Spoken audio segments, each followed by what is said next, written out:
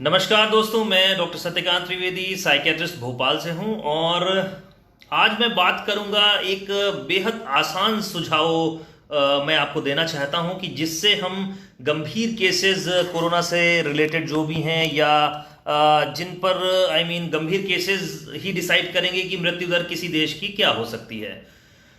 तो आप में से सब लोग ये तो अभी तक समझ पा रहे होंगे, बार बार अखबारों में, टेलीविजन में, सोशल मीडिया के माध्यम से प्रधानमंत्री जी भी वो बात कर रहे हैं, स्वास्थ्य विभाग के जो गैजेट्स निकल रहे हैं उनमें भी ये बात कही जा रही है कि हमें अपने घर में जो सबसे ज्यादा ध्यान रखना है वो वृद्धजनों का रखना है, क्योंकि रिस्क वहां पर थोड़ा सा ज्यादा हो जाता है। 60-65 साल की उम्र के जो घर में, बहुत हर घर में ऐसे लोग हैं, और बच्चे जो 10 साल से कम उम्र के हैं वो भी हर घर में हैं।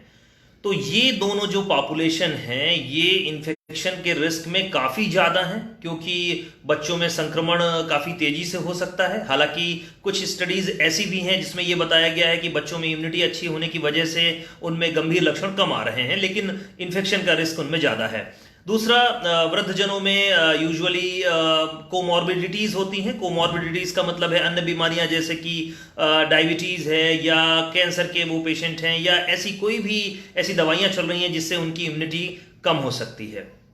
तो अब बात आती है कि इस बात का यूज करके हम कैसे गंभीर केसेस और डेथ रेट को कम रख सकते हैं। हर व्यक्ति को अपने परिवार की जिम्मेदारी लेनी है, और निश्चित तौर पर जैसे लॉकडाउन में ढील दी गई है, और इंपॉर्टेंट बात है कि लॉकडाउन को हम लंबे समय तक मुझे नहीं लगता कि कोई भी सरकारें खींच सकती हैं। तो हमें कोरोना के साथ में जीना सीखना होगा, अपनी और अपने परिवार की सुरक्षा करनी होगी। कैसे?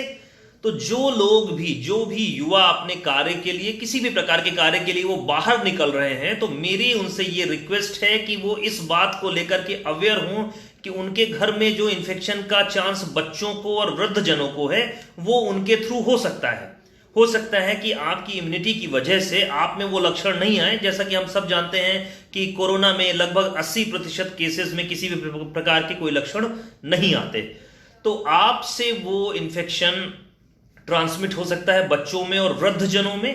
तो अगर हम घर के अंदर भी अगर हम सोशल डिस्टेंसिंग का मॉडल बना लें, तो मुझे ऐसा लगता है कि बहुत सारे गंभीर केसेस और मृत्यु दर से हम काफी कमी रख सकते हैं, सिर्फ अपने घर में ऐसा करने के बाद।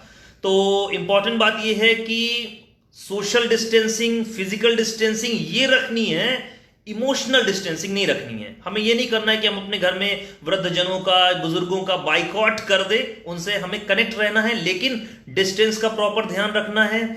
उनसे बात करते समय आपको भी मास्क पहनना है, उनको भी मास्क लगाना है, और यथासंभव बच्चों में तो थोड़ा सा तकलीफ हो सकती है क्योंकि बच्चे कई बार चीजों को समझते नहीं, लेकिन फिर भी जितना भी आप प्रिकॉशन बरतेंगे तो आपकी वजह से आपका परिवार सुरक्षित रहेगा। तो हर व्यक्ति अगर अपने परिवार की बस जिम्मेदारी ले लेगा तो मुझे ऐसा लगता है कि हम कोरोना के गंभीर केसेस में काफी कम रह सकते हैं अन्य देशों की तुलना में। आगे फिर किसी ऐसे ही सुझाव के साथ आपके फिर से फेसबुक लाइव होगा। तब तक के लिए धन्यवाद।